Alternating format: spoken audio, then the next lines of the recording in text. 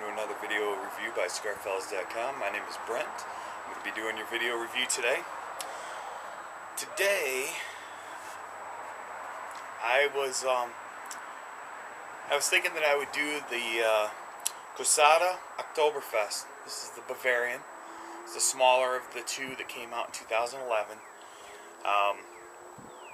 I was asked by a friend of mine, actually another reviewer on Cigar Fellas, to review this cigar, and so I decided that today would be the day that I go ahead and do that. So Sean, this one's for you, and it's still kind of early in the morning, and I hope I'm not making a huge mistake, but I am drinking coffee instead of I see a lot of people are saying that we should try this with, like an IPA or a good German beer, and not that I don't love those, but definitely want to, try this today, and it so happens that it's coffee. So, I did go ahead and pre-punch this. I've had it dry boxing for, I don't know, overnight. Which I know isn't a lot of time, but I realized that I still had it, and after looking through a little bit of my stash last night, decided that. But construction on it, it's a really dark, oily, really super toothy wrapper. I can't tell you the last time that I've actually seen a wrapper so toothy. I mean, it is just filled with veins, and I'm just really intrigued, actually. I don't get a ton of smell from it pre-light. It does smell a little sweet, like sweet, spicy, which is pretty nice, actually. The actual side of the wrapper doesn't really smell like much, but the foot, that's where I get that sweet kind of spice, and it's actually really intriguing. Mouthfeel, no real bad aftertaste, anything like that. You can definitely tell that it's really veiny. But let's go ahead and get this thing fired up. Got the old flamethrower out, the quad flame Lotus. Kind of sounds like a jet lighter going on, or a jet fighter going off.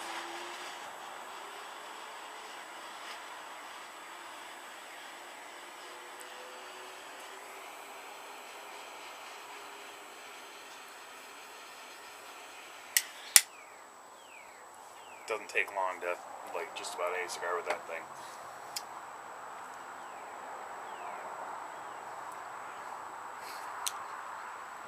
The draw on it's very good.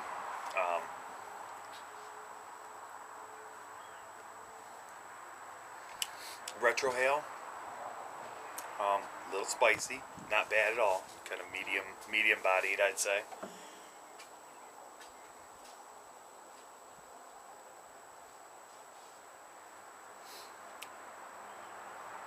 Real earthy kind of tones coming from this. And I read something the other day, or I think I was talking with somebody, and they were talking about like the 5 most common terminologies that are utilized or used during cigar reviews, and surprisingly, earthy was one of them. Actually, not really surprising, but surprisingly, the way that I took the context is that people thought it was overused, and man, it's really not. If you can imagine picking up a handful of dirt, and it was an acceptable part of society to suck on dirt, that's what I imagine it would taste like. I'm not saying I've ever sucked on dirt, but I was a Boy Scout. I've had my fair share of chicken that fell off the rock while we were cooking it over, next to a campfire, and I've had to eat some dirt before, but that's actually a really good video review. I think I'm going to go over that think I'm going to do another video review today on explaining what some of these terms mean, especially for some of the newer smokers. But anyway, back to the earthy thing. That's really what it reminds me of. I don't think it's an overused thing. I think that there are a few basic flavors that the majority of all cigars have. You're either going to get a real grassy cigar, you're going to get an earthy one, or you're going to get something that's got a lot of leather in it. That's not a bad thing, you know. Unfortunately, there's only so many tobaccos and so many different ways to blend them, and the majority of tobaccos are always going to be that way. You know what I'm saying? So it's like, hopefully people get that. This is very smooth, kind of meaty. Got a lot of mouthfeel with the smoke.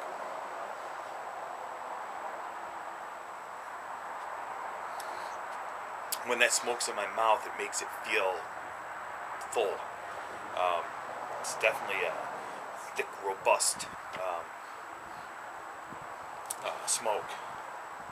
The aroma, I'm outside, that's why I'm doing this, but the aroma is quite nice, actually. I can't really put my finger on exactly what it is, but let me go ahead and smoke a little bit more of this, and we'll come back with some thoughts after we get through it. So here we are, about a third of the way through, and it's good. It's actually relatively dry. The burn's pretty good for being outside. It's not super windy or anything, but it's windy enough.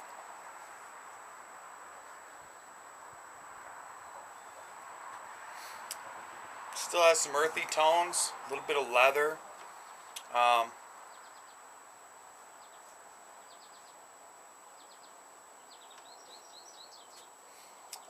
Retrohale has more of the earth tones. The mouthfeel is more of the leather. Lots of smoke. I mean, it's kind of windy, so it's hard to tell, but the smoke is just pouring out of this thing, which I really like. It's outside in the sun. It's very it's really a pretty blue. I mean, I know, right? My man card. I'll use a power tool later, and we'll take care of that. But it's a good-looking blue. It's very like grayish steel blue, but shiny. It's really nice. It's a really nice smoke.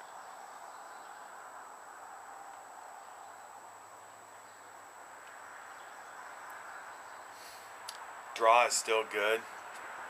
Cigar is still firm. It's a little spongy, getting down towards the actual ash itself, but all in all, really nice.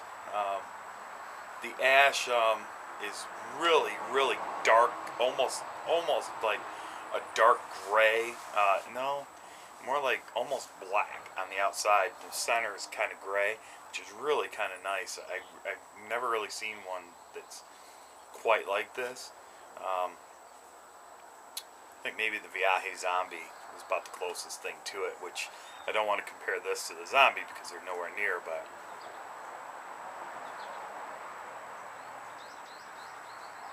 really a good stick, actually. It's going really well with my coffee. I'll give a Michigan shout out to Big B Coffee.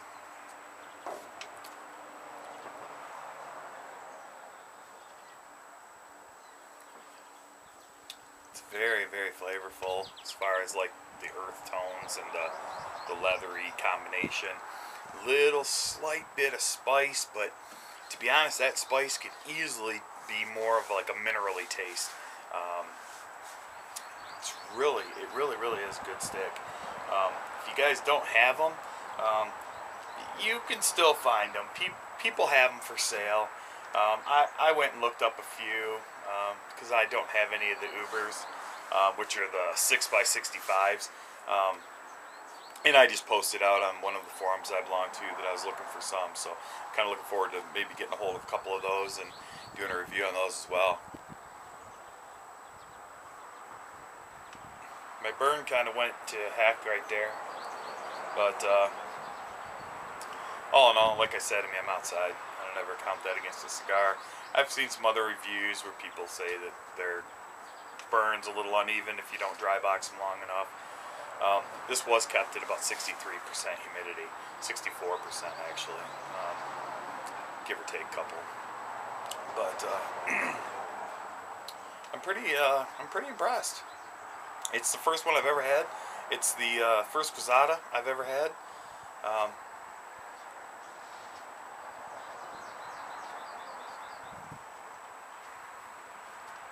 Yeah, it really is. It's really smooth. So I can honestly say, you know, definitely check these guys out. Quesada Oktoberfest. Definitely. But I'm going to go ahead and end the review now. I'm going to let you guys know if it really changes. You know, I've heard that they're pretty much the same. Don't want to kill a long review, make, you know, a 25-minute review or anything, but I'm Brent. My friends call me Moose. I would assume most of you guys could call me Moose. You can check us out online at www.cigarfellas.com. You can follow us on Facebook at facebook.com/cigarfellas. And you can always follow me on Twitter at cigarfellas. Till next time, we'll see you.